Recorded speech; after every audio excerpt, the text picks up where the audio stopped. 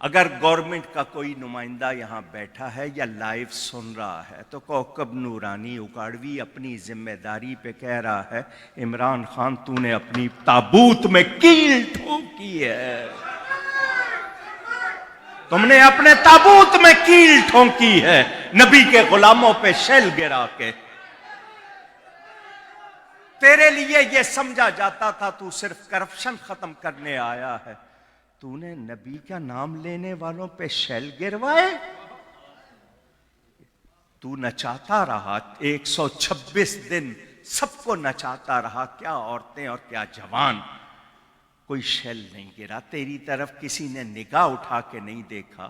یا رسول اللہ کا نعرہ لگانے والوں پہ تم نے شیل گرائے، آنسو گیس پھینکی، وہ سردی میں بارش میں بھی کس کا نام لے رہے تھے، کس کے لیے آئے تھے؟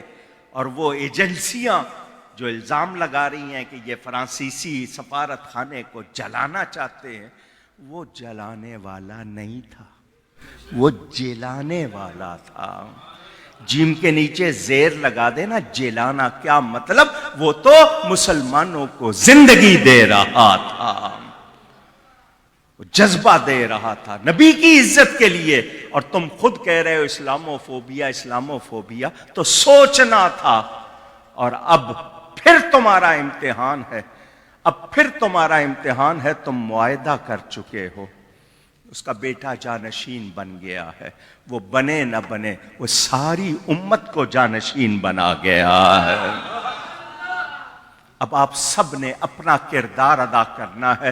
سنیوں بس اب ایک ارادہ کر لو، اللہ کے سوا کسی سے نہیں ڈرنا، موت سے بھی نہیں ڈرنا، نبی کے نام پر موت آئے تو اور کیا چاہیے؟ کتنی سعادت کی بات ہے۔